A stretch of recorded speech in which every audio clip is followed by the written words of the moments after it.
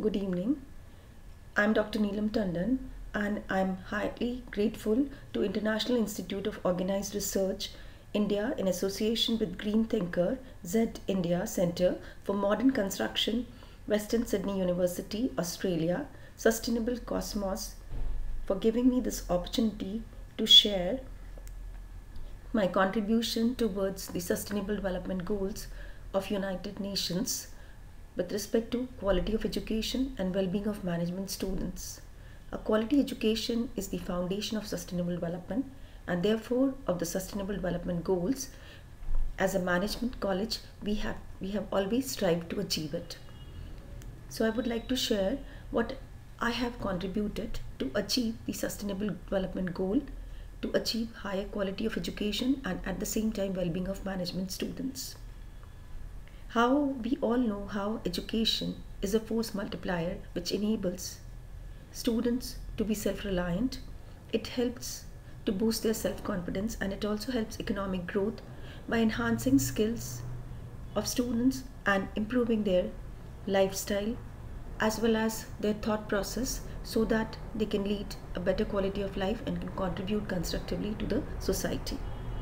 This is as per United Nations in India policy measures. So what I had done, I had proposed a journey from sludge to nudge for the financial well-being of GIMS Kalkaji students.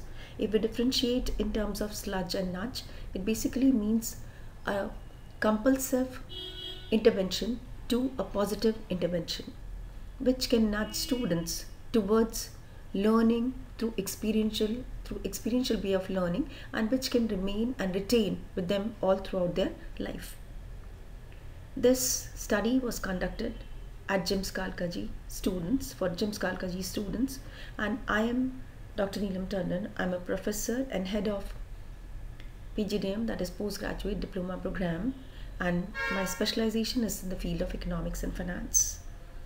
My institution, I'm highly thankful to my institution, that is Jagannath International Management School, Kalkaji, and my special thanks to our chairman and the director. GIMS Kalkaji was established in 1993 and it has been rated as among the first 100 category as per the NIRF ranking, which is the most valuable thing for our institution. We have NAC accreditation, NBA accreditation and AIU accreditation. Our students are eligible for PhD program and we are among the best 5 business schools in Delhi. What I did to promote the financial well-being of students and to impart quality education among them, our core objective was to nudge students for effective and sustainable financial knowledge. And to achieve that, what can be the long-term goals that can be achieved through this?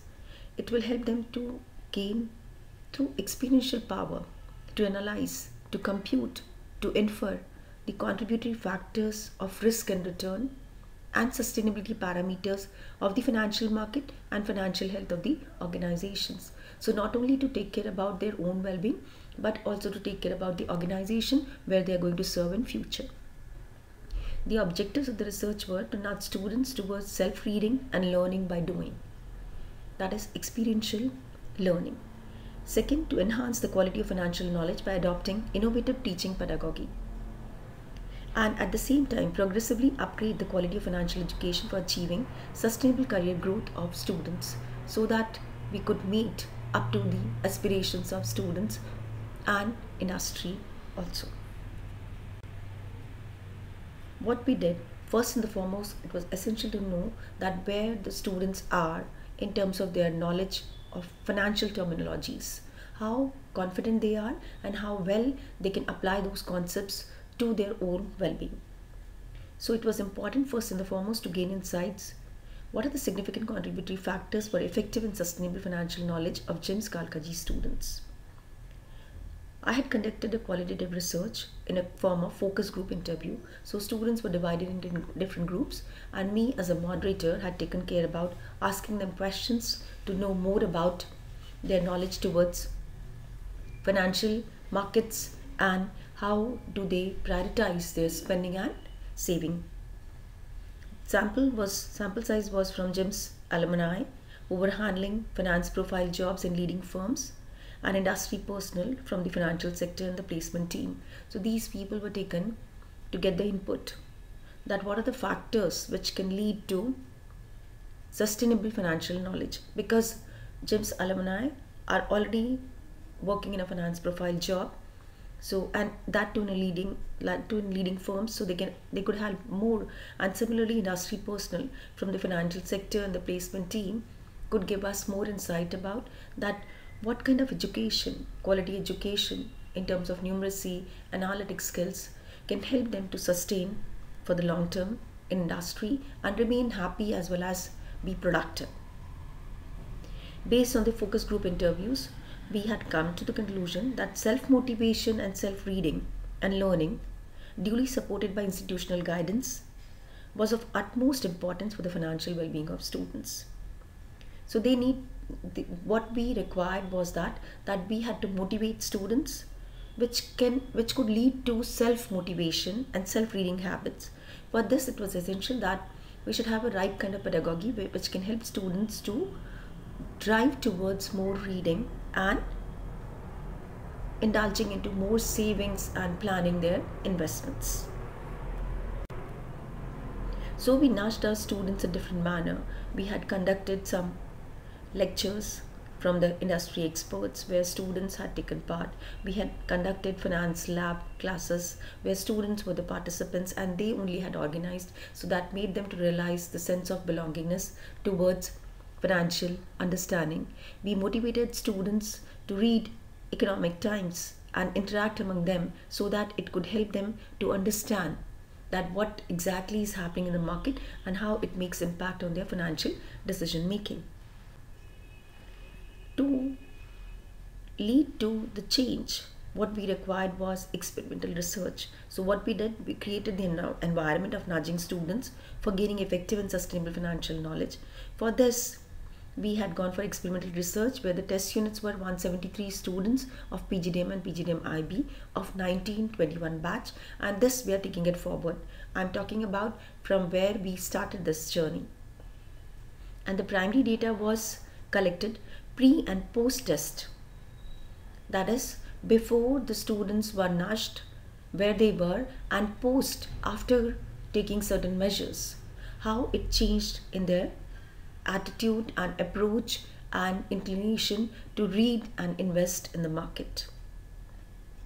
And the test campaign, what we introduced was that we had gone for series of events conducted to nudge students towards gaining access and which can help them to retain effective and sustainable financial knowledge. For this, we had collaborated with different players, or rather stakeholders in the financial domain. So what we did, we found that the biggest challenge was students were lacking motivation to know and learn beyond books. They were confined to marks and they were confined to basic learning from the book. That is only simple transformation of information from books to marks. But we had collaborated with industry through GIMS alumni students of 1820 batch who could interact with students and could help them to understand that where they are today is only because they are well versed with the market. If they are contributing to the organization and the organization is happy with them, at the same time they are happy because they have come to know about the market. What are the financial products, what are the risks, what are the returns, how to safeguard, and all those components. Second challenge was introduction of advanced Excel classes, for which we had to reschedule our classes because that the space was not there to accommodate for advanced Excel classes. So we had to motivate students. So what we did, we adopted innovative way of making students learn financial ratios and draw implications through Excel, and kept also faculty members motivated to nudge students. It was very essential to faculty members also to be motivated. The third challenge which we faced was students had to stay for longer duration on Saturdays, and industry personnel and GIMS alumni, because they were not able to come on any other day except Saturday. So students had to stay back, and that was a challenge which we had to overcome by making students to understand that it's very important that once they'll attend the session, they will be going back to the corporate where they will giving them live projects, and that will be the hand-on experience for them. So that motivated students to listen to them carefully and ask questions which added value to them. It was equally important to work on interpersonal skill and behavior of students to understand and to nudge them in the positive manner. So what was required was relationship and the social awareness. We had to develop relationship with students so that they could believe in us and at the same time we had to create awareness. So we had built a supportive coalitions with finance faculty members to initiate change. This would not have been possible without the support of other faculty members, because I, being a single person, could not have taken care about all the students, and it is a teamwork, so all faculty members had contributed for that. At the same time, it was essential that the senior batch students placed in finance profile jobs were the key driving factor to motivate and nudge students to know more about the market and financial products. This led to self-motivation among students, and to some extent they started learning more about financial market, financial products. They started reading newspaper, they started saving money.